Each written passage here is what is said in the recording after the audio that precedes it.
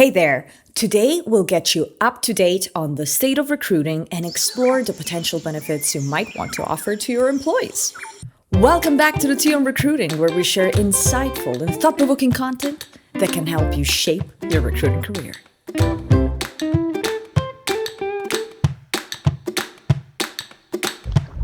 And here's today's first piece of content. Are you in the process of outlining which benefits you should offer to your employees, but perhaps you're lost and don't know where to start? I don't see her anywhere. Well, you're lucky. We've got you. We wrote an article just about that. So, shall we speed date these potentially attractive benefits? Bachelor number 1, tuition reimbursement and employee training. If you chose me, about 94% of your employees might end up working longer for you, and you might make about 21% more profit. Bachelor number 2, paid vacation and sick leave, or PTO, aka paid time off. Paid vacation days inspire your employees and let them recharge their batteries. And if the pandemic has taught us something, it's just how important sick leave is. If you don't know how to balance the two, you can opt for PTO, or personal time off. That's some sort of a mix that doesn't discriminate between holidays and sick leave. Bachelor number 3, maternity and paternity leave. We'd already talked about this in episode 23. Do you remember? Bachelor number 4, mental health support. COVID brought us social isolation, anxiety, stress, and emotional exhaustion. Mental health is key. Bachelor number 5, adoption and fertility coverage. This one can be of wonderful support to those employees of yours who are trying to start a family. But you still want to be careful because, for instance, if you end up promoting your employees' egg freezing, you want to make your intentions crystal clear. Let's kick some ice.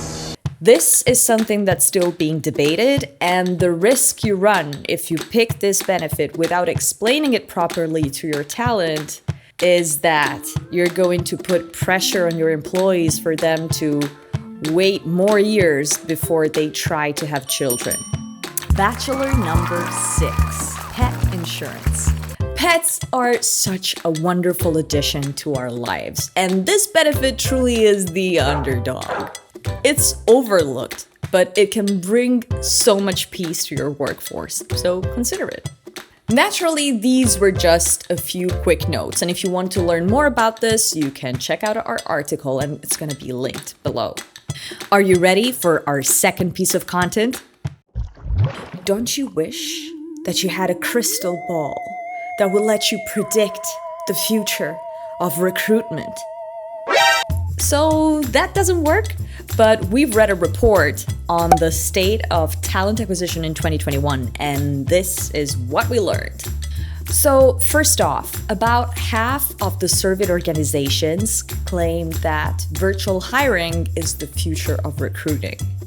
And that's because it's quick, cost-effective, and it lets you hire the best talent globally.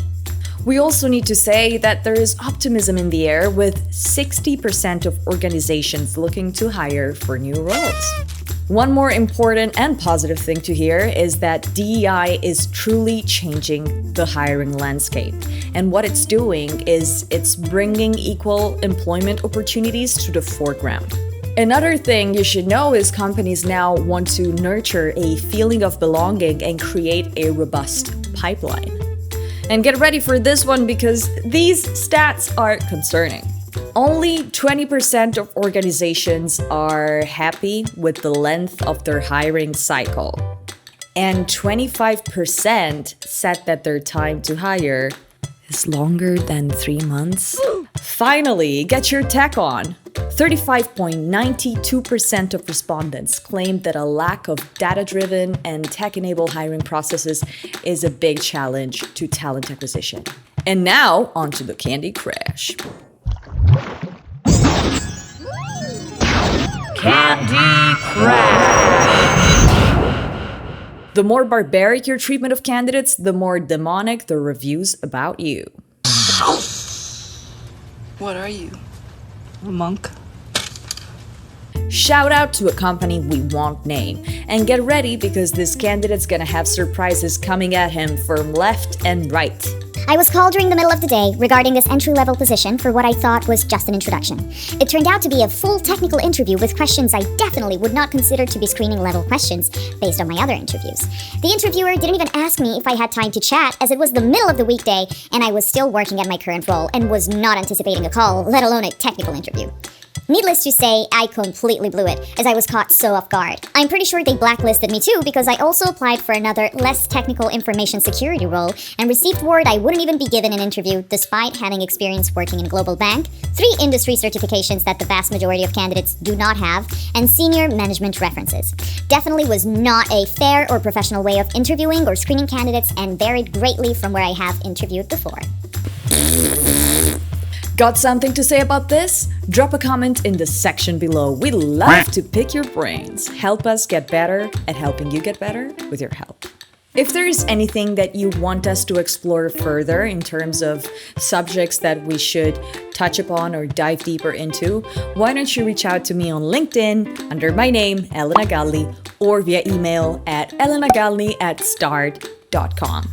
You can access these episodes 48 hours before anyone else and more amazing content by subscribing to our newsletter. You're going to be finding it linked below or at start.com/newsletter. Thank you for watching The Team Recruiting. Take care and see you soon.